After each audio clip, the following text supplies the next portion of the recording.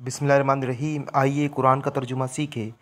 बदिउ पैदा करने वाला, अस्समावाती आसमानों का, वल अर्ज़ी और ज़मीन का, वैज़ा और जब, क़ज़ा वो फ़ैसला करता है, अमरन किसी काम का, फ़इन्नमा तो यही कहता है, यक़ूलु फ़इन्नमा तो यही यक़ूलु कहता है, लहू कुन उसे हो जा, फ़यकून तो वो हो जाता है। आप यकीन जानिए कि कुरान का तर्जुमा सीखना आसान है। आप इस चैनल पर आए हैं तो चैनल को ज़रूर सब्सक्राइब कर दीजिए। तो मैं आपसे ये कह रहा था कि कुरान का तर्जुमा किस तरह से सीखें। तो बस आपको करना क्या है, आपको करना ये है कि इन अल्फाज़ को याद करना है और फिर इस तरह से यहाँ पर तर्जुमा करने की कोशिश करना है। जिस लफ्ज़ में आप अटक जाए उसको दोबारा से पढ़ने की कोशिश करें, उसको याद करें।